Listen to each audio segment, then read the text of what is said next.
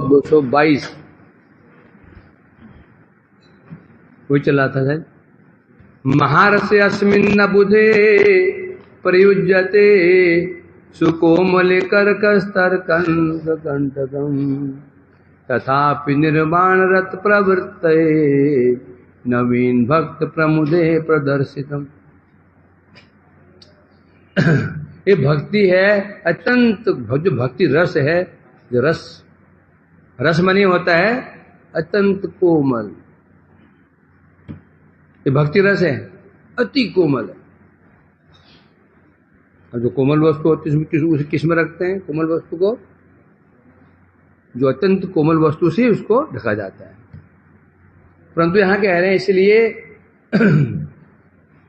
कोमले महारसे, जो ये कोमल भक्ति महारस, कोमल महारस है, बुधे न कर्कश तर्क कंटकम प्रयुज्यते।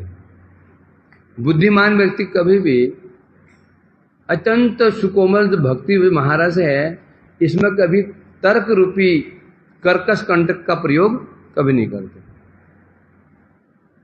मतलब क्या? जो भक्ति रस पान कर रहे होते हैं वो कभी तर्क वितर्क नहीं करते हैं। ब्रज में ही एक विद्वान गए थे, किनके पास में? भृगु से पाद में गए थे, बोले हमसे तर्क करो, शास्त्रार्थ करो, लिख के तो बाहर गए हैं। और परंतु घूसमेबाजी किसमें डूबे हुए? रस में डूबे हुए। लो भाई लिख के दे देते हैं, हार गया, जाओ। समझे क्या नहीं? जो भक्ति डूब जाता है, क्योंकि जो तर्क इत्यादि है कुछ भक्ति रस में बाधा पहुंचा देते। रस पान कर रहे हैं, अनुकूलता ही होनी चाहिए। छप्पन कहीं किसी गए रेस्टोरेंट में, 4000 की थाली सामने आई और सामने 2 और मित्र बैठे हुए हैं, खाना खाने लगे, वही तर्क शुरू हो गया। ये जो खाना बनाया ना, ये शाही पनीर, तो कैसे बनाए? पनीर कहां से आया? इससे तो अच्छा वो अच्छा है। खाने लगे दाल मखनी, पर मक्खन ठीक था कि नहीं था? मक्खन ठीक था कि नकली था? हैं? खाने लगे वो नान, पता नहीं मैदा किसी मैदा तो अधिक नहीं, पेट खराब हो जाएगा। लो खाने बैठे वहां पर, थाली 5000 की और तर्क वितर्क चल रहा उधर। आस्वादन होगा? बिल्कुल नहीं होगा। तो क्या होना चाहिए? वाह भाई वाह, मक्खन दो, क्यों ना उत्तम कोटि का मक्खन, खुशबू आ रही है। शाही पनीर देखो तो, पनीर कितना नरम है, मतलब घर का ही बना हुआ है। हाँ? तब क्या होगा? रस आएगा। जड़ीय रस में भी तर्क वितर्क हुआ, फिर मजा नहीं आता। उसी प्रकार भक्ति रस में जो डूबा हुआ होता है, जो तर्क वितर्क, ब्रह्म परमात्मा आदि, ये इसके फिर नहीं पड़ता इसमें। क्यों? ये चीजें भक्ति के, ये रस के विरुद्ध है। ज्ञान क्या है? शुष्क है। कर्म क्या है? नीरस है। तो जब भक्ति आस्वादन कर रहा है, उसमें ये कर्म का विचार, ज्ञान का विचार, ये मोक्ष का विचार क्या है? ये तो भक्ति रस को उस रस में आवाज आस्वादन में बाधा पहुंचा देते। तो जहां जो बुद्धिमान व्यक्ति होता है, पंडित गण होते हैं, तो भक्ति रूप जो कोमल महारस है, उसमें कर्कश तर्क का प्रयोग कभी नहीं करते। तो वो रस का भंडार कौन है? श्रीमद् भागवतम। वो उसी में फिर तर्क का प्रयोग किया गया। सविट ब्राहाउष्ट करे संस्तो पुरुष क्या है? अन्य अरविंदाक्ष विमुक्त माने न, ये क्या है? तर्की तो है, ज्ञान ये सब क्या है? ये भक्ति रस है। तो ये सब बातें, ये कुछ तर्की तो आया, कुछ तर्क ही आ गया है? तो इसका प्रयोग क्यों किया गया? वो भागवत क्या है? है परिपक्व फल, निगम कल्पतरो गलितम फलम, गलित फल है वो, पक्का हो फल है, अति मधुर। उसमें फिर ये विचार क्यों? निवृत्त तस्य उपगीय मानात, ये सब तरकीब प्रकार से रस्म में बादम हो जाएंगे ना। तो क्यों? उत्तर दे रहे हैं, तथापि निर्वाण रत प्रवृत्त नवीन भक्त प्रमुदे प्रदर्शितम। यह है नवीन भक्तों के लिए, जो नवीन भक्त हैं, जिनके अभी निष्ठा प्रगाढ़, निष्ठा तो है वो प्रगाढ़ नहीं है, अभी संभावना है। कभी कभी वो ज्ञान की ओर मुड़ सकते हैं, कभी ज्ञान को प्रधानता दे सकते हैं, तो कभी कर्म को प्रधानता दे सकते हैं वो लोग, क्योंकि योग को प्रधानता दे सकते हैं। अभी तत्व पारंगत नहीं है, इसलिए उनको बचाने के लिए है, उनको बचाने के लिए ये सब जो तर्क आदि दिए जाते हैं। अर्थात तर्क मीन्स उनकी असारता, कर्म की असारता क्या है? क्योंकि वर्णन अनुकूल हो तो वर्णन माना जाता है, वर्णन प्रतिकूल भाव से उसको वर्णन नहीं मानते। क्या समझा? वर्णन यदि अनुकूल रूप में हो, प्रशंसा के रूप में हो, तो उसको वर्णन मानते हैं। यदि वर्णन प्रतिकूल निंदा के विषय में हो, उसको फिर वर्णन नहीं मानते। अब भागवत में यदि कर्म की बात है भी, ज्ञान का वर्णन भी है ही है, परंतु किस रूप में किया गया वो? और निंदा के रूप में किया गया। इसका मतलब निंदा के रूप में किया गया, इसलिए मानो उसका वर्णन है ही नहीं। निंदित वस्तु भी कभी प्रशंसनीय वस्तु की निष्ठा के प्रति निष्ठा कौन बढ़ा देता है? निंदनीय वस्तु। यदि कहीं पर भागवत लोग बोलते हैं भाई ये भागवत भक्ति रसमय है, तो इसमें तत्व की बातें, ये कुछ ज्ञान की बातें भी हैं, परंतु ज्ञान की बातें क्या दिखा रही हैं? जो ज्ञान का वर्णन है निंदा के रूप में है, और निंदा के रूप में वर्णन करते हैं, तो साथ साथ भक्ति की श्रेष्ठता को सिद्ध किया जा रहा है। इस जगत में श्रेष्ठ को श्रेष्ठ किसने बनाया? निकृष्ट ने। किसने बनाया? यदि जो निकृष्ट ही सब श्रेष्ठ ही हो, तो श्रेष्ठ कौन बनाया? किसको बनाया श्रेष्ठ? ऐसा है कि नहीं?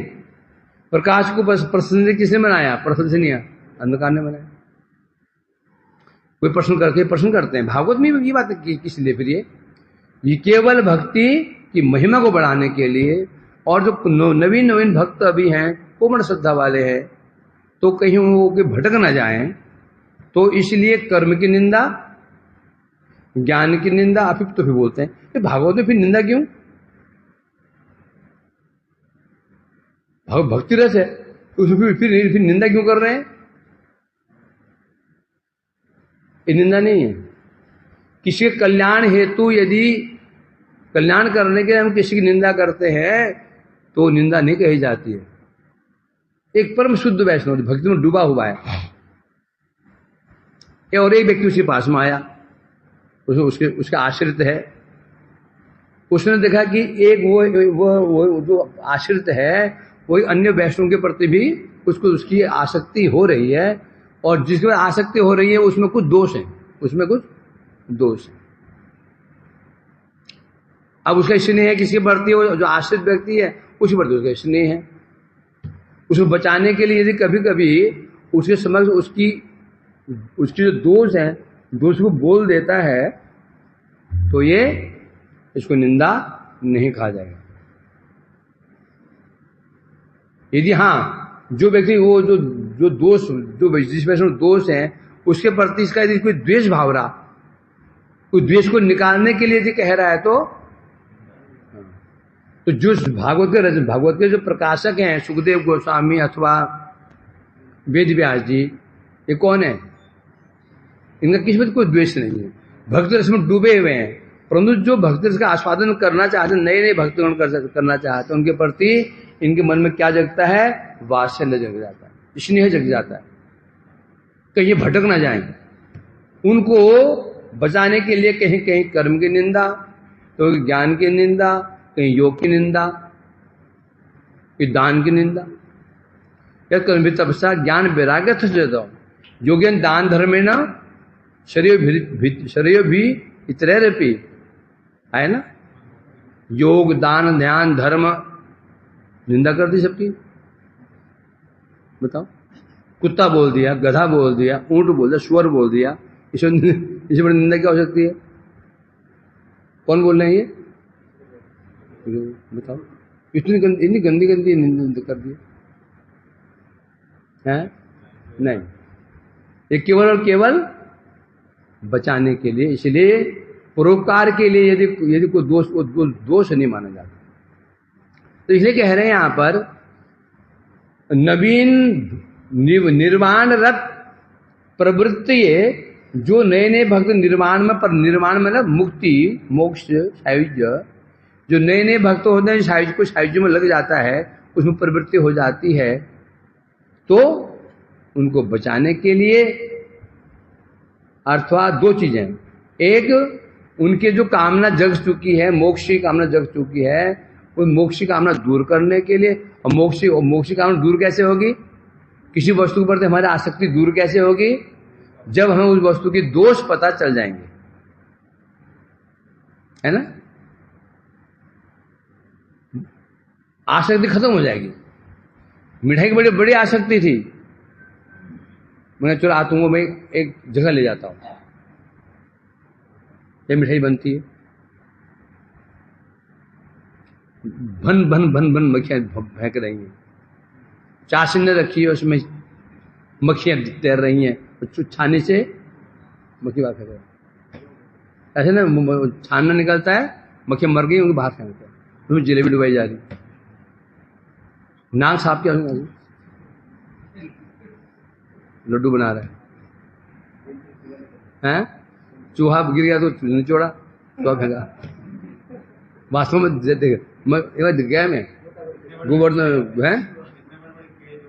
गोवर्धन में एक बार ना कुसुम सरोवर कोई भंडारा था, त्रिविक्रम महाराज जी को हमारे थे वो, तो मैंने कहा अभी मिठाई मेरी ओर से, तो मैं तो दुकान वो है ना कौन भंडारा वाला है ब्रजवासी, हमारे भंडार में चले जाओ गोडाउन में और वहां जाकर के ले जाना, हाँ गिराज वाला। तो मैं गया तो जे भगवान जाते ही इतनी गंदगी, इतनी गंदगी, वो तो हलवाई देखने से बस घिन आ जाए, हैं समझे क्या नहीं? वो तो नमकीन होता है। तो सीधी बात है, जिस वस्तु के प्रति आसक्ति है, यदि उसके दोष समझ में आ जाते हैं तो अपने आप उसे विरक्ति हो जाती है। इसीलिए बता रहे दो कार्य, तो भक्त बता रहे ऐसे महापंडित लोग हैं, तो वे लोग ये तर्क का उपयोग क्यों कर रहे हैं? कर्म के ज्ञान की निंदा इत्यादि। दो नंबर एक, जो नवीन भक्त हैं, कोमल श्रद्धा है, उनके हृदय से जो मोक्ष की वासना है उसको दूर करने के लिए, और साथ ही साथ प्रमुदे, उनको आनंद प्रदान करने के लिए। क्या जो तर्क, कैसा तर्क है बता रहे हैं, सामान्य रूप में तर्क कंठ का उपयोग किया, सामान्य रूप में। भागवत में जो वर्णन है भी और सामान्य रूप में है, बहुत जल्द विशेष रूप में नहीं दिया गया, कहीं कहीं सामान्य रूप छू के ही चले गए, निंदाओं को दोषों को छू के निकल गए, विस्तार में अंदर नहीं घुसे। अब टीका में कह रहे हैं,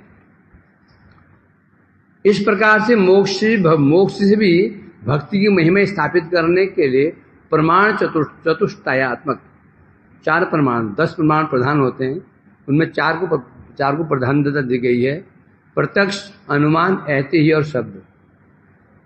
और बाकी जो हैं आर्स, संभावना और अभाव इत्यादि, वो इनके अंदर आ जाते हैं कहीं ना कहीं। तो 4 प्रधान हैं, प्रत्यक्ष, अनुमान, ऐतिह्य और शब्द।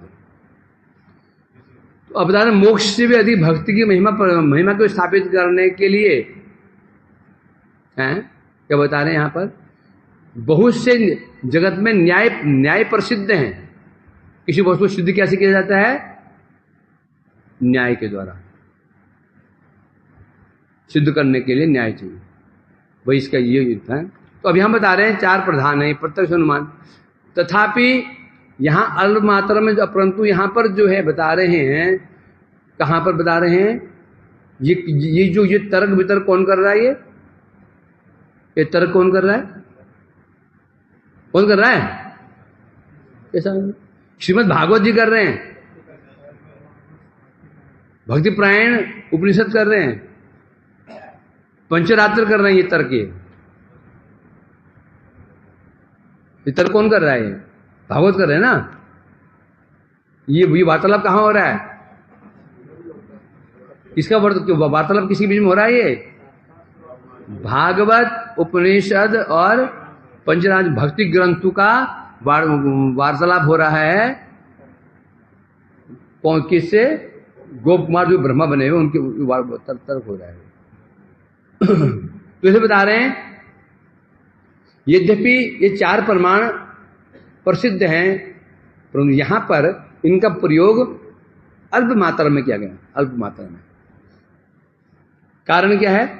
कारण हम बता रहे हैं, जो भक्ति रस के तत्व को जानने वाले महात्मा हैं,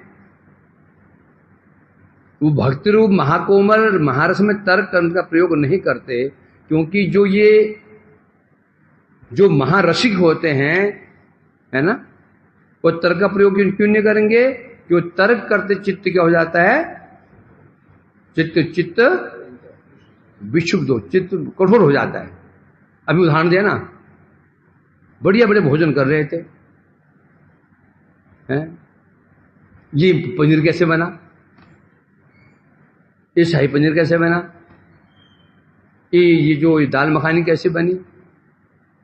अब जब ऐसे विचार किया जाएगा तो जो खाने का जो स्प्रिया थी, आस्वादन की जो प्रवृत्ति थी, क्या हो जाएगी? खत्म हो जाएगी।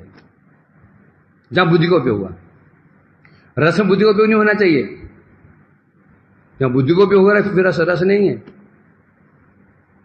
है कि नहीं? जगत में जो रस आस्वादन करते हैं, एक माँ वात्सल्य रस का आस्वादन कर रही है, पुत्र को गोदी में लाड़ लगा रही है, तो बुद्धि लगा रही है, मैंने जन्म दिया, 9 महीने कोखों पाला, फिर जन्म का कष्ट उठाया, पाला पोसा, ये बड़ा किया, इसमें मुझे प्यार करना चाहिए।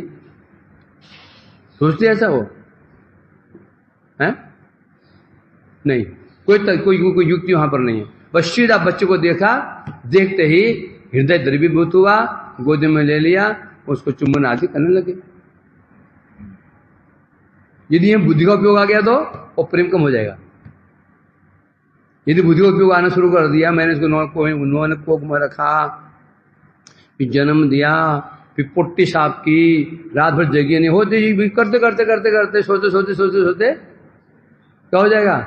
बच्चा वहीं सो जाएगा। उम्र सोची जा रही, बच्चा ऐसे हो गया, भूखा वैसा ही जमीन पे ही। तो रस तभी रस होता है जहां पर स्वाभाविकता होती है। जहां बुद्धि का उपयोग आ गया तो समझो वहां रस रह नहीं सकता। कोई जो संबंध, पति मंदिर संबंध, भाई बहन, भाई माँ पुत्र, पिता पुत्र, जितने भी संबंध जगत में हैं, यदि वहां पर बुद्धि का उपयोग, तर्क का उपयोग हो गया तो फिर वो रस नहीं आएगा। वहां पर क्या हो जाएगा?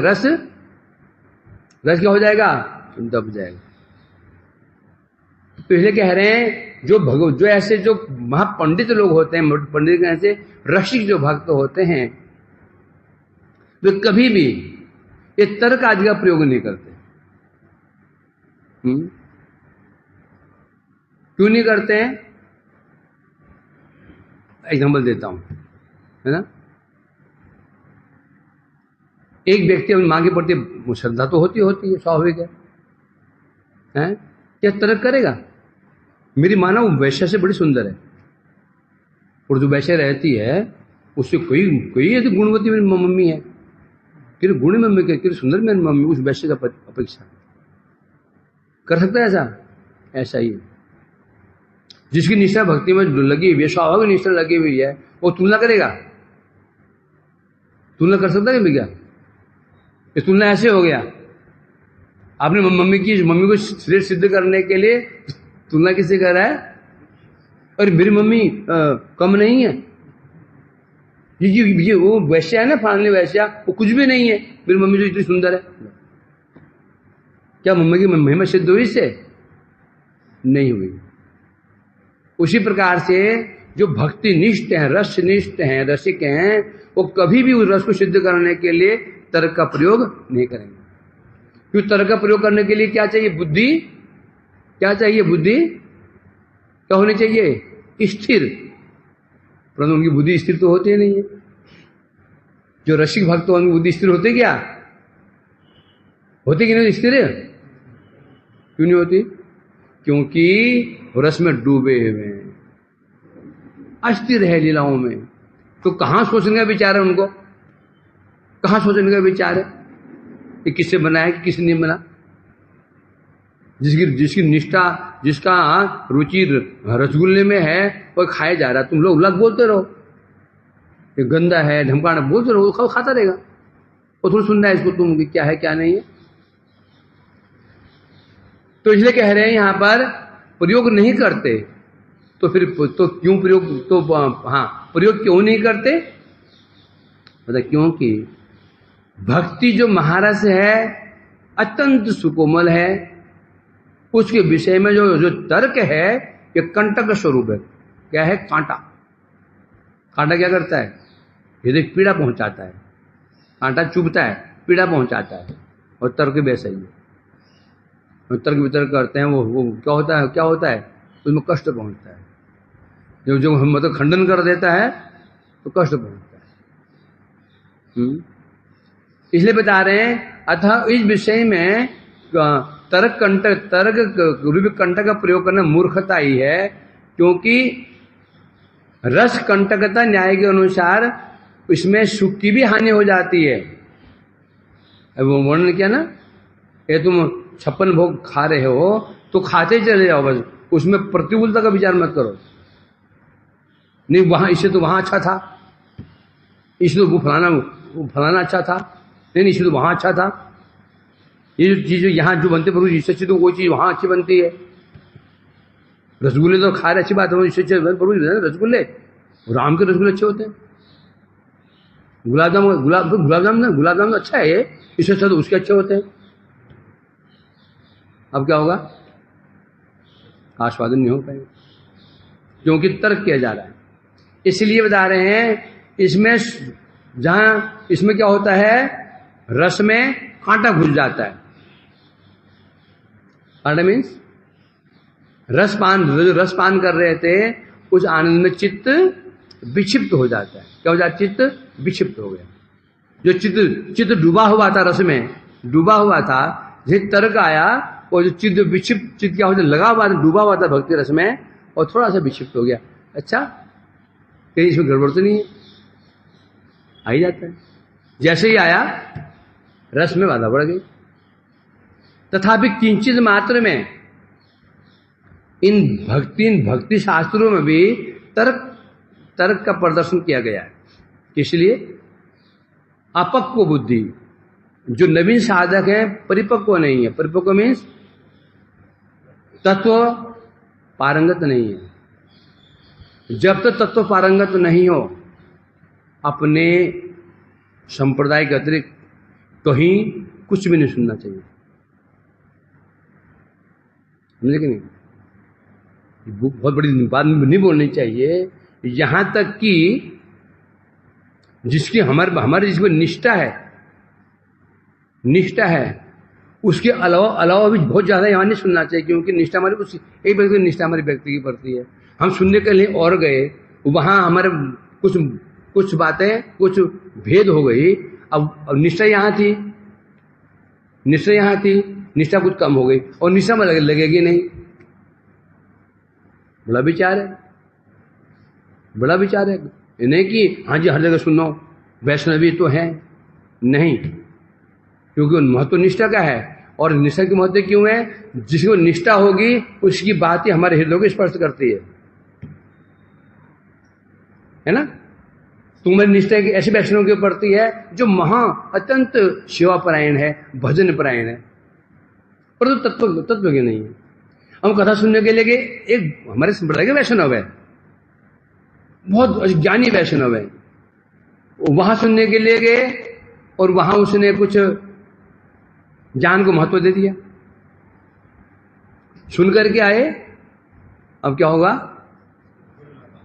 निष्ठा तो कच्ची थी अभी, अब यहां भी निष्ठा खत्म हो गई, वहां तो हुई नहीं और यहां भी खत्म हो गई। इसलिए जो बहुत सुनना ये भी गड़बड़ है ना। कहते हैं वैष्णव का सुनो सुनने लगे, जीवे त्राण बोलते तो हैं, परंतु कब उसको सुनना पड़ेगा? सामंजस्य कर सको तो, नहीं तो समस्या खड़ी होने वाली है। इसलिए जब तक परिपक्व न हो जाओ तब तक यत्र तत्र सुनना भी नहीं चाहिए। सुनने जाओ कहीं ना कहीं कुछ ना कुछ भेद नहीं होता, वैशिष्ट होता है। क्या होता है? वैशिष्ट होता है। उस वैशिष्ट को हम समझ नहीं पाएंगे। जिसके प्रति हमें निष्ठा थी वो भजन परायण, सेवा परायण था, और जहां जिसके बाद हम गए वो कुछ ज्ञान परायण में वैष्णव होता, तत्व के वैष्णव था। हम उसको सामंजस्य नहीं कर पाए, और जो भजन परायण वैष्णव था, शिवानिष्ठ परायण वैष्णव होता, श्रद्धा हमारी निष्ठा वहां से कुछ कम हो जाएगी। हम समझ ही नहीं पाए। यहाँ पे दो समझाने वाले दो है ना, समझाने वाला दो, उसका भी हो जाता है, और सामंजस्य करता नहीं है। अपना मत बोल दिया उसने, अपना मत बोल दिया।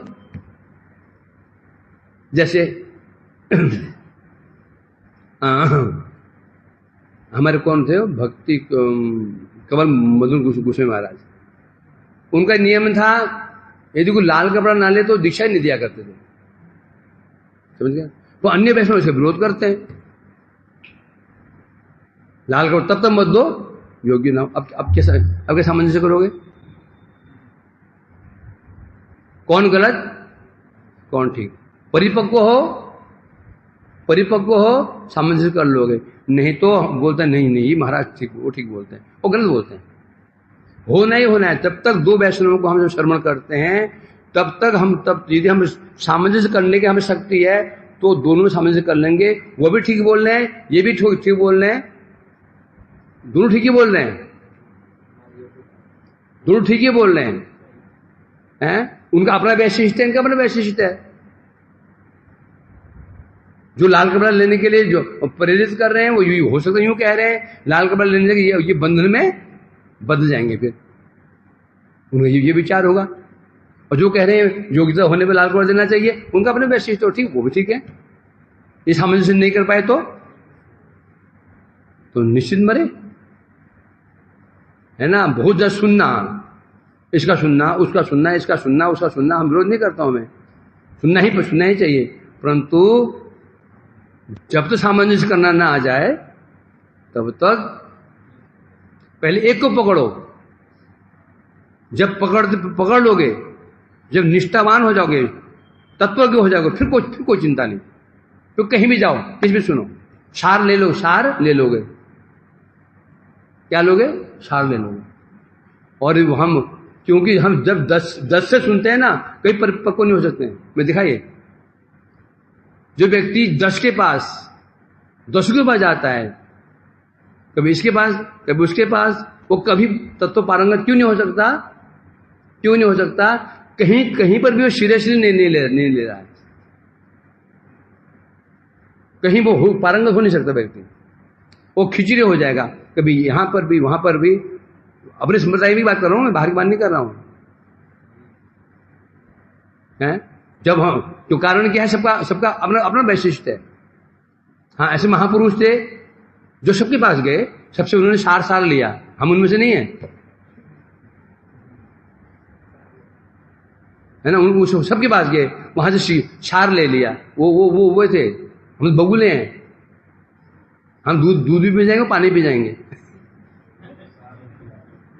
हम वहां से सार तो लेंगे नहीं। वो महापुरुष के जीवन में ये गड़बड़ था, उनका सुना तो उसमें ये दोष था, उनमें सुना तो भाई सबको कहीं ना कहीं कुछ डिफरेंस है। जब डिफरेंस दिख रहे हैं तो कैसे मान लेंगे सब ठीक ही है? कहीं मन में आ जाएगा ना, ये बात गलत बोली। उन्होंने कहा लाल कपड़ा नहीं लोगे तो दिशा नहीं देंगे, मन में आ ही जाता ना, ये जमा नहीं, इस न जमा नहीं, बोलेंगे नहीं बोलेंगे नहीं, मन में तो आ जाता है। कैसे हो सकता, क्या ना हो, कैसे हो सकता है ये? समझा क्या नहीं? इसलिए पहली एकांतिकता होनी चाहिए। जब पारंगत हो जाओ फिर कहीं भी सुनो, कहीं भी सुनो, बाहर के वैष्णव सुनो, मायावादी के भी सुनो, चिंता नहीं, वहां सार लेकर आ जाओगे। और यदि ऐसा नहीं है तो ऐसा नहीं है तो जो अपने सिद्धांत है अपने से सुनोगे ना, वही मर जाओगे, निष्ठा पक्की नहीं हो पाएगी। बोले निष्ठा पक्की, सारा खेल किसका है? निष्ठा का, निष्ठा है ना। यदि हम निष्ठा वैष्णव के प्रति है जो शिव परायण है, भजन परायण है, नाम परायण है, तत्व ज्ञान नहीं है, उनका अनुगत्य कर हमारे कल्याण अवश्य भाव्य हो जाएगा, अवश्य भाव्य हो जाएगा। निष्ठा यदि वहां पर है तो बस कहीं और दिखने के लिए न वो प्रभु जो ज्ञानमान शिव प्रायण तो है, नाम प्रायण तो ज्ञान नहीं उनके पास में, इसलिए कोई लाभ, उनसे लाभ हमारा अधिक नहीं हो सकता। ये जो है ना, ये नए नए हैं तो है तो नए, परंतु पहुंचे हुए हैं, तिस्मार खान है, यहां कल्याण हो सकता है। बेचारा देखो समझ ही नहीं पाया। अरे ज्ञान का फल क्या है? ज्ञान का फल क्या है?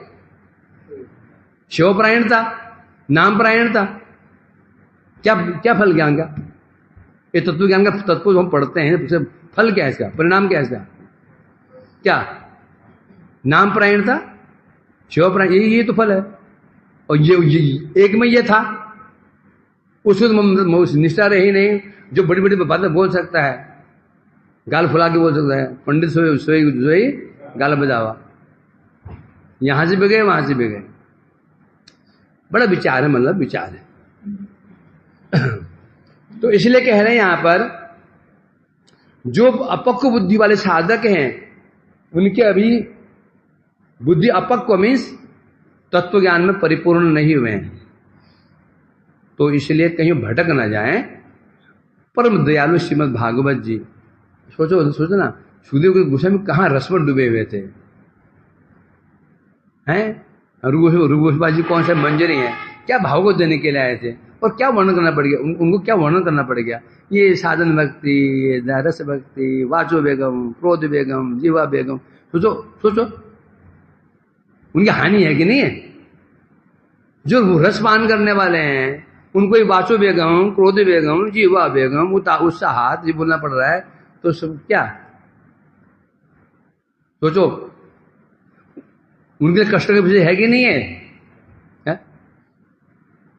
शुद्ध को जो रस में डूबे हुए हैं उनको सब तत्व ज्ञानी सृष्टि तत्व धर्म तत्व वर्णन करना पड़ रहा है, क्या उनको क्या आनंद होता है? परंतु जीव कल्याण के करना पड़ रहा है, यही उनकी दयालुता है, अपनी हानि सह करके भी परोपकार करना। यीशु कहते हैं क्या? दयालुता है। अतः तो जो ऐसे अपक्व बुद्धि वाले साधक हैं उनके मन में कहीं सायुज्य मोक्ष के प्रति अनुराग ना आ जाए, हैं? मुक्ति वासना ना आ जाए, तो उनकी मुक्ति वासना का क्योंकि त्याग कराने के लिए जब तक उनको युक्ति तर्क नहीं दिए जाएंगे, तर्क देना पड़ेगा, भाई ये चीज अच्छी क्यों नहीं है? किसी ने पूछा प्रभु जी ये बताओ, रसमलाई से जलेबी श्रेष्ठ क्यों नहीं है? अब तुम्हें युक्ति देना पड़ेगा। जलेबी मैदे की बनती है, जलेबी मैदे की बनती है, और मैदे का दाम होता है केवल, अब युक्ति मैदे का दाम क्या है? 30 रुपए किलो है, और बनती किसमें है? तेल में बनती। तेल का दाम क्या है? अब वो रसगुल्ला श्रेष्ठ क्यों है? इसे बनता है दूध से छाना बनता है, दूध का दाम क्या है? वो दाम क्या है? इसे कहते हैं युक्त तर्क, इसे कहते हैं युक्ति। जब युक्ति दी मैंने उसको, एक व्यक्ति पता नहीं था, जब मैंने बताया तो जलेबी मैदे से बनती है, मैदे का दाम इतना, और तेल में बनती है जलेबी, घी में तो रेट बनता है, हैं? और जो है ना रसमलाई है ना, ये दूध को फाड़ करके 1 किलो दूध फाड़ा तो कोई 100 ग्राम 200 ग्राम छाना बना है, छाना बना, उससे फिर छाना बना, फिर दूध को कड़ाते कड़ाते कड़ाते कड़ाते गाढ़ा किया गया, उसमें केसर डाला गया। केसर दाम कितना है? फिर वो काटते काटते काटते काटते डुबाया उसको। अब उसने क्या सुना? युक्ति सुनी। क्या सुनी? युक्ति है। अच्छा, इसलिए श्रेष्ठ है, इसलिए श्रेष्ठ है ना, युक्ति। उसी प्रकार से ज्ञान की असारता, तुलना हो रही ना, तुलना के लिए दोनों तो जो दो वस्तु की तुलना की जा रही है, दोनों का तत्व ज्ञान होना चाहिए, दोनों का तत्व ज्ञान होना चाहिए तो तुलना कर पाएगा। एक का है, एक का नहीं, तुलना नहीं कर पाएगा। तो ज्ञान क्या है, मोक्ष क्या है, वो तत्व श्रवण किया हमने। और भक्ति क्या है, ये श्रवण किया हमने, है ना। तो इसलिए बता रहे हैं केवल मोक्ष के प्रति उनके अनुराग को दूर करने के लिए 2 उपाय है। मोक्ष की निकृष्टता, क्यों निकृष्टता सिद्ध करने से नहीं होता कभी। एक व्यक्ति का मन में जब विषय के प्रति विषय दोषी दिखाते रहे, क्या होगा?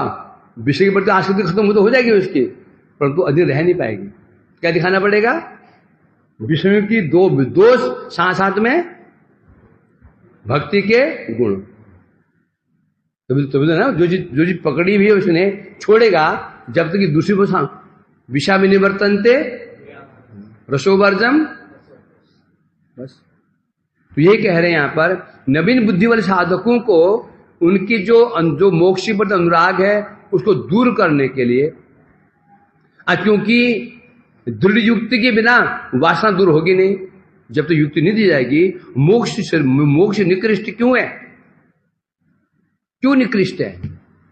क्यों मोक्ष साधना में जो अनुभवकारी है, उसकी वृत्तियां हैं, दोनों ही लुप्त हो जाती हैं। न अनुभव रहता है, न अनुभवकारी रहता है। क्यों? अनुभवनीय रह जाता है। जब अनुभवनीय केवल है, अनुभव करने वाला नहीं है, वो अनुभवनीय नहीं के समान है, जीरो के समान। विशुद्धि क्या है ना। तो जब ऐसी युक्ति दी जाती है तब उसकी मुक्ति वासना दूर हो जाएगी। और क्योंकि मुक्ति वासना त्याग के बिना भक्ति पद में प्रवेश नहीं कर सकता। भक्ति मार्ग में बाधाएं, बहुत सारी बाधाएं हैं।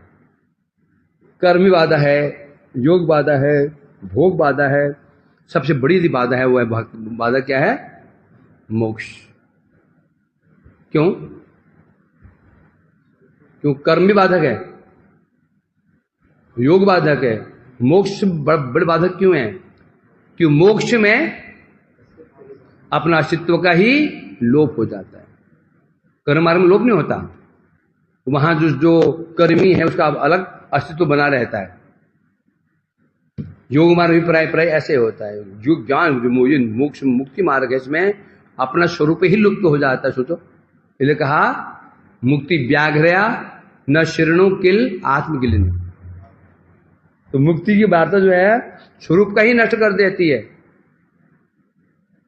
तो इसलिए कह रहे हैं मुक्ति वासना त्याग के भक्ति में प्रवेश संभव नहीं है। अतएव कंट केने वही न्याय है। पैर में कांटा चुभ गया तो कैसे निकलेगा? फूल से। कैसे निकलेगा? कांटा चुभ गया, कांटे से ही निकलेगा। वो कांटा चुभ गया, कांटा मतलब उसे बाहर निकालना पड़ेगा। सुई से निकालेगा तो इंफेक्शन हो जाएगा।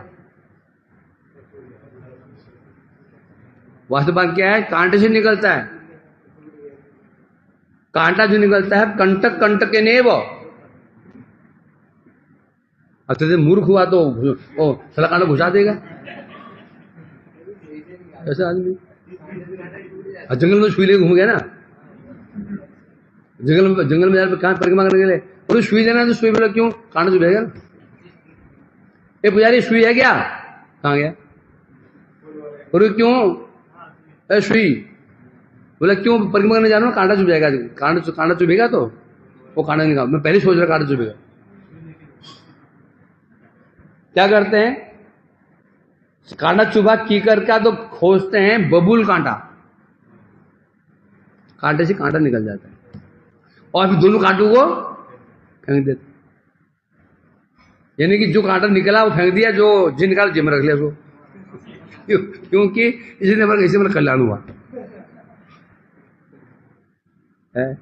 कंटकम कंटके ने न्याय अनुसार हृदय में कांटा क्या लगा हुआ है? मोक्ष कांटा, मोक्षवासी कांटा। तो निकलेगा कैसा? तर्क कंटा। यदि मोक्ष की वासना आ गई है तो दूर कैसे होगा? मोक्ष का वर्णन से दूर होगा वो। हृदय में क्या क्या जग गई है? मोक्ष की वासना, माने कांटा लग गया है, दूर कैसे होगा? ये क्या दूर होगा? उस मोक्ष जो मोक्ष का है विषय है, उसके वर्णन से ही, उसकी निंदा से ही कांटे से कांटा निकलता है। एक ये जगत में न्याय है, कांटे से कांटा निकलता है, सिद्धांत तो यही है। इस प्रकार से मोक्ष भक्ति की महिमा श्रवण करने से, जब व्यक्ति श्रवण करता है, मोक्ष से भी अधिक महत्व भक्ति का है। ये महिमा अधिक महिमा भक्ति की है मोक्ष से। ये जब श्रवण करता है, उसके हृदय में अगणित जो कांटे लगे हुए थे। कांटा क्या है? संशय, अनेक संशय।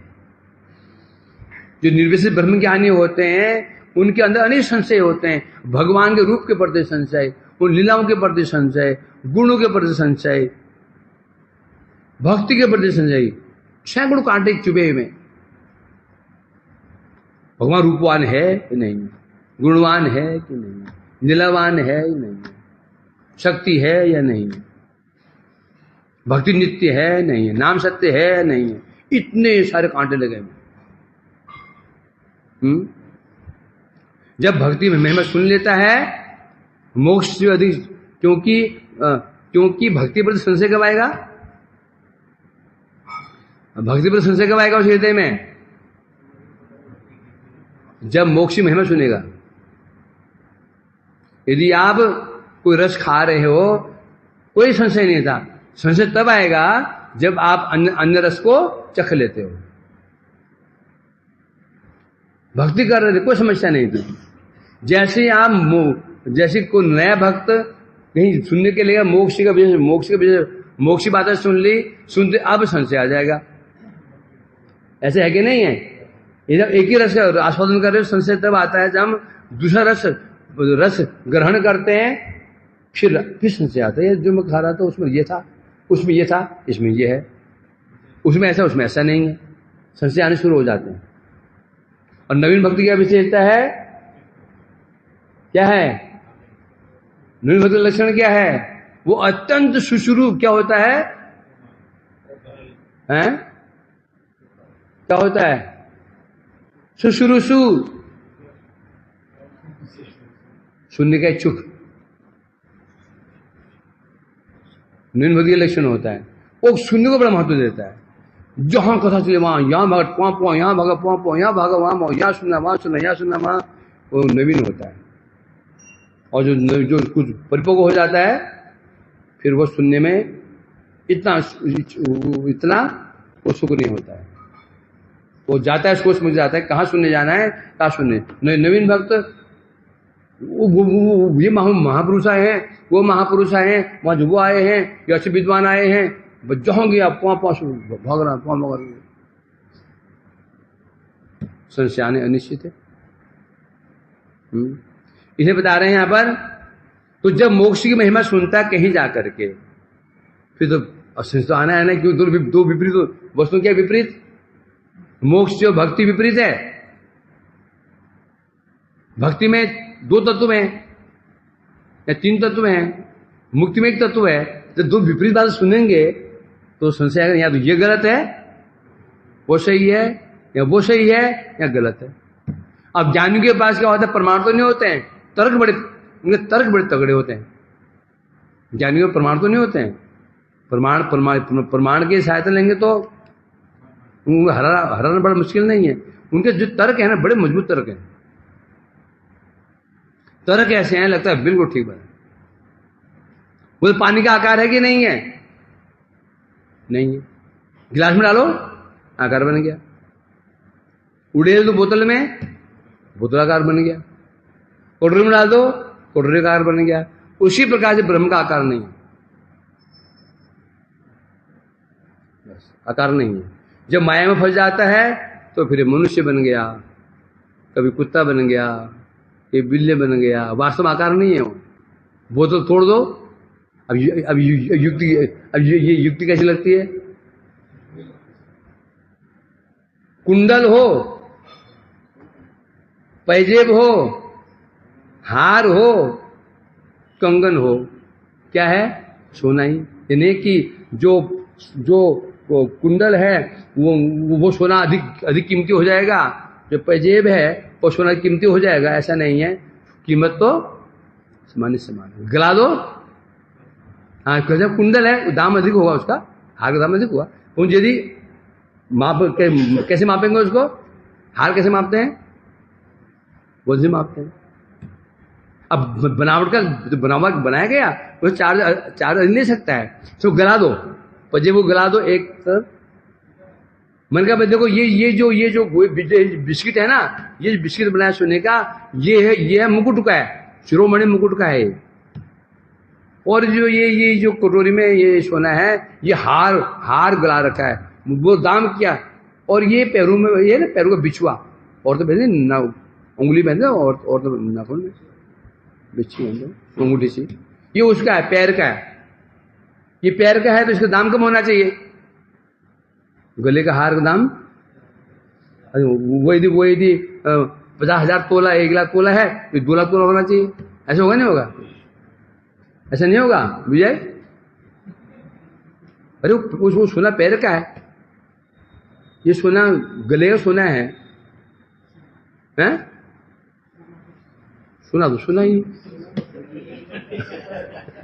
सुना ही है। उसी प्रकार से ये सुवर है, ये ब्राह्मण है, आत्मा ब्रह्म तो ब्रह्म ही है। अतः क्या है? निर्विशेष। अब सुनने में कैसा अच्छा लगता है? हाँ महाराज बिल्कुल ठीक है, सुना ही है। सुना तो सुना ही है। तुलसी पत्ता बड़ा पत्ता हो छोटा पत्ता, तुलसी है। ये जो युक्ति देते हैं ना, वो युक्ति इतनी स्ट्रांग होती हैं उनकी, प्रमाण तो नहीं होते उनके पास में। प्रमाण तो खंडित हो जाते हैं, बड़ी बात नहीं है। युक्तियां उनकी ऐसी होती हैं कि आदमी होता है बिल्कुल ठीक बोल रहे हैं, हमें गौड़ी बनो गलत फंस गए, हमें गलत फंस गए। तो इसलिए बताया, ऐसे जो अपक्व साधक होते हैं उनके हृदय में जो कांटे संशय कब दूर होंगे? जब मोक्ष को तत्वतः, मोक्ष क्या है समझ जाएंगे, भक्ति क्या है समझ जाएंगे, दोनों को तत्वतः। ये नहीं कि हम तो भक्त हैं, मुक्ति बात क्यों श्रवण कर, नहीं, सुनना पड़ेगा। हम भक्त हैं, कर्मी बात क्यों सुनना पड़ेगा, परंतु कब सुनना पड़ेगा? हम भक्त हैं, भक्ति मार्ग में, हम तो कर्मी बातें क्यों सुने, ज्ञान की बातें क्यों सुने, योग की बातें नहीं सुनना पड़ेगा, परंतु कब सुनना पड़ेगा? जब अपने सिद्धांत परिपक्व हो जाओ। या सुनो तो ऐसे वैष्णव की बात सुनो, ऐसे महापुरुष की बात में जो दोनों का वर्णन कर दे और दोनों की महिमा तुमको समझा दे,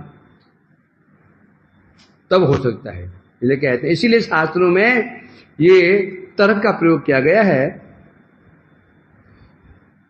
इस विषय का अभिप्राय यह है, द्वैत पर न्याय आदि शास्त्रों में प्रमाण चतुर्शास्त्र में बहुत कर्कश तर्क हैं। जो न्याय आदि शास्त्र हैं इनमें जो 4 प्रमाण हैं इनका बहुत अधिक वर्णन है। ये सब डिपेंड नहीं करते हैं किसके ऊपर? प्रमाणों के ऊपर।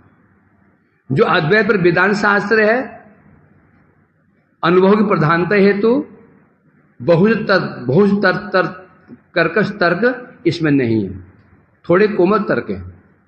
ज्ञान मार्ग क्या विशेषता है? अनुभव की विशेषता है। कि अनुभव में क्या होता है? ज्ञान मार्ग, कई ऐसे ज्ञान मार्गी हुए हैं जो भक्ति में आ चुके हैं।